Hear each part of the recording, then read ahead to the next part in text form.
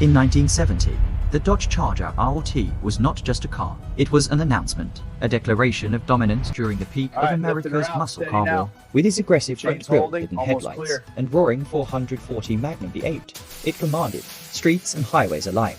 But time is merciless. Decades later, this particular Charger sits in silence. Its once deep black paint now faded beneath layers of dust. Chrome once shining like armor now dulled by corrosion. Tires flat, engine asleep. When Luca Romano first steps into the garage, he doesn't see decay. He sees potential. Every restoration begins with understanding. The Charger's body panels reveal rust near the rear quarters. The iconic grille is intact but worn. The interior smells of aged leather and forgotten years. Yet, beneath the damage lies a machine engineered for power. Disassembly is slow and deliberate. Luca removes the chrome bumpers carefully. Each bolt carries history. The 440 Magnum V8 is extracted, placed onto a heavy-duty engine stand. Years of oil residue cover its surface.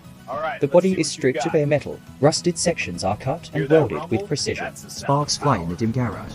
Light. Steel is reshaped, restored to factory lines.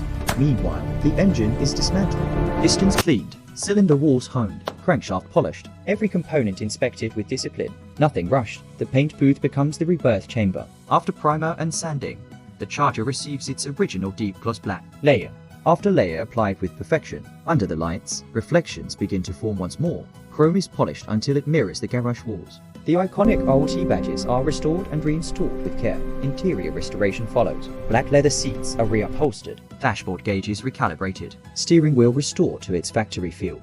Then comes the moment every restoration lives for. Fuel lines connected. Ignition wired. Engine fluids filled. Luca turns the key. For a second, silence. Then ignition.